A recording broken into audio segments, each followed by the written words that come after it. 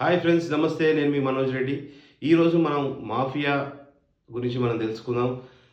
Sand mafia చూసాం, land mafia చూసాం, medicine drugs mafia చూసాం, ఇలా ఎన్నో మాఫియాలు చూసాం.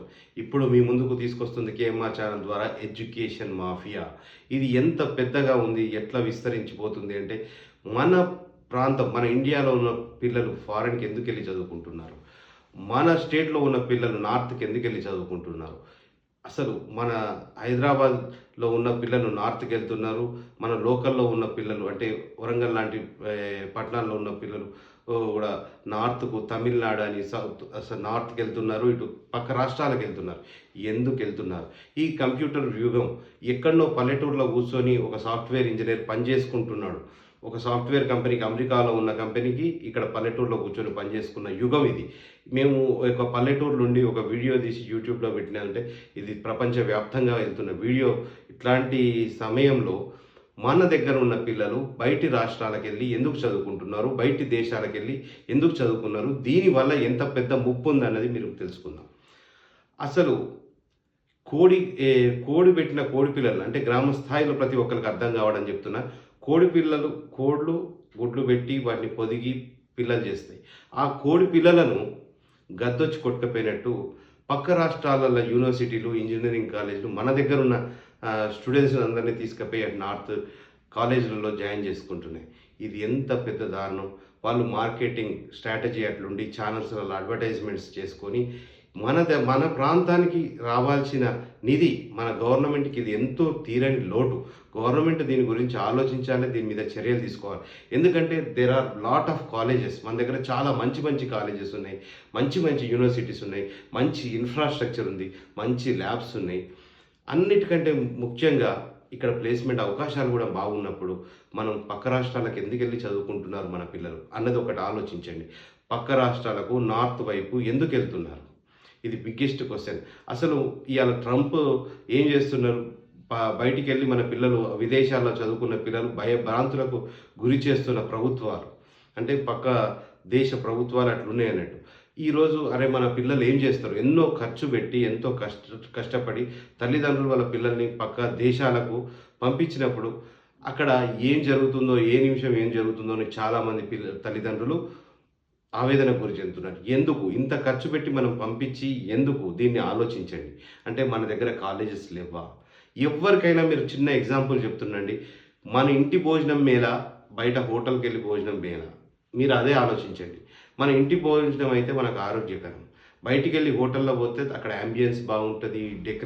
ఫుడ్‌ని డెకరేట్ చేస్తారు. ఫుడ్‌కి కలర్ ఏస్తారు. ఫుడ్‌కి ఏదో వేరే మొత్తానికైతే ఏందంటే ఒక డెకరేటివ్ ఐటెమ్ తిరుగుంటది. కానీ that is very dangerous to our health. అదేవిధంగా మన పిల్లలు బయటి ప్రాంతంలోకెళ్ళి చదువుకున్నప్పుడు, బయటి రాష్ట్రాలకు, బయటి దేశాలకెళ్ళి చదువుకున్నప్పుడు అక్కడ వాళ్ళకు డిఫరెంట్ డిఫరెంట్ కల్చర్‌కి అలవాటు పడతారు. మనం చూస్తున్నాం నార్త్ సైడ్ చాలా కాలేజెస్‌లో డ్రగ్స్ అంటున్నారు. ఇంకా గంజాయికి అంటున్నారు. చాలా ఆహ్, ఆహ్, అలవాట్లకు గురైతున్నారు మన పిల్లలు. మీరు గమనించట్లేదా?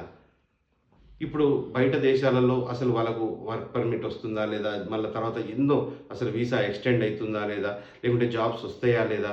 లేకుంటే మనం పిల్లలకు ఎట్లుంటది భవిష్యత్ అని కూడా డైలమాలో పెడుతున్నారు. ఇది కంట్రీస్ అన్నీ పెడుతున్నాయి. ఇదన్నీ ఆలోచించండి.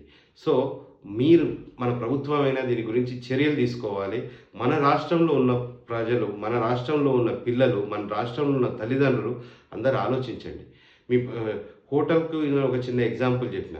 హోటల్ ఫుడ్ ఎంత ఆరోగ్యకరం, మన ఇంట్లో చేసిన ఫుడ్ ఎంత ఆరోగ్యకరం. ఈ రెండిట్లలో మీరే చూసుకోండి. పక్కింటి పుల్లకూర ఎప్పుడైనా రుచి ఉంటదని చెప్పి మనోళ్ళు చాలా అనుకుంటారు. చాలా అంటే చాలా అనుకుంటారు. కానీ అది ఎప్పుడు కాదు. మన దగ్గర, మన ప్రాంతంలో మంచి ఇంజినీరింగ్ కాలేజెస్ ఉన్నాయి. మంచి యూనివర్సిటీస్ ఉన్నాయి. మంచి ఇన్‌ఫ్రాస్ట్రక్చర్ ఉంది. మంచి డెవలప్‌మెంట్ ఉంది. మీరు మన పిల్లలను మన రాష్ట్రంలో జాయిన్ చేసినట్టయ్యేదుంటే మన రాష్ట్రానికే ఒక ఆదాయం పెరుగుతుంది. ఆదాయ వనరులనేవి మన రాష్ట్రానికి పెరుగుతాయి. అది కాకుండా పక్కన కాలేజీలల్ల ఎందుకండి? ఒక నార్త్ సైడ్ కొన్ని కాలేజెస్ ఉన్నాయి. వాటి పేరు నేను చెప్పడానికి ఇష్టపడట్లేదు. కానీ ఈరోజు నేను టీవీలలో యాడ్స్ చూస్తున్నా. ఛానల్స్‌లలో యాడ్స్ చూస్తున్నా. ఇక్కడ మన పిల్లలను కోడి పిల్లలను పట్టుకపోయినట్టు పట్టుకపోయి అక్కడ వందల సంఖ్యలో, వేల సంఖ్యలో ఒకటే యూనివర్సిటీలో జాయిన్ చేసి ఆ యూనివర్సిటీలో 27,000 మంది, 24,000 మంది ఒక సంవత్సరానికి ఒక బ్యాచ్‌లో ఇంజినీరింగ్‌లో జాయిన్ అయితున్న పిల్లల్ని చూస్తుంటే, ఏంది ఎటు పోతుంది? అంటే గొర్ల మందలాగా ఆహ్, మందలను తయారు చేసినట్టు ఒక యూనివర్సిటీలో నార్త్ సైడ్ అట్లా అడ్వర్టైజ్‌మెంట్ చేసి, మా పిల్లల్ని జాయిన్ చేసేదుంటే, ఈ పిల్లలకి ఎవరికైనా రిఫరెన్స్ ఇచ్చేదుంటే అని ఎన్నో కన్సల్టెన్సీలు పుట్టుకొస్తున్నాయి. ఎంతో మంది ఏజెంట్స్ మోపయ్యిండ్రు వీళ్ళకు. ఒక ఇంజినీరింగ్ కాలేజ్ విద్యార్థిని జాయిన్ చేస్తే ఇంత కమిషన్ అని వాళ్ళకిస్తారు. కాబట్టి వాళ్ళందరూ ఆ నార్త్ సైడ్ ఉన్న కాలేజీలని ప్రోత్సహిస్తారు. ఇంకొకటేందంటే ఒక ఎంబీఏ కాలేజ్‌లో జాయిన్ చేయాలంటే 25,00,000 ఫీజు ఉండేదుంటే వాళ్ళేం చేస్తారు? కమిషన్ బేస్డ్‌గా ఇక్కడున్న ఏజెంట్స్‌కి 2,00,000, 3,00,000 రూపాయలు కమిషన్ ఇస్తారు. ఈ విధంగా ఎడ్యుకేషన్ సిస్టమ్ అన్నది ఒక దందాగా, ఒక మాఫియాగా, ఒక మార్కెటింగ్ వ్యవస్థగా మారిపోయింది. దయచేసి ప్రతి ఒక్కరు గమనించాల్సిందేందంటే, మన ప్రాంతంలో, మన చుట్టుపక్కల ఎక్కడైనా మంచి కాలేజెస్ ఉన్నాయా? మంచి ఇన్‌ఫ్రాస్ట్రక్చర్ ఉన్న కాలేజ్‌లో మీ పిల్లల్ని జాయిన్ చేసుకోండి. మీకే కంటి ముందట ఉన్నట్టుంటారు. మీ ఇంట్లో ఉన్నట్టుంటది. వారు ఏం చేస్తున్నారనేది ప్రతి ఒక్కటి గమనిస్తుండొచ్చు. ఇయాల ప్రతి ఒక్క దురలవాట్లకు బానిస గాకుండా మీ పిల్లలుంటరు. మీ కంటి ముందట ఉంటారు.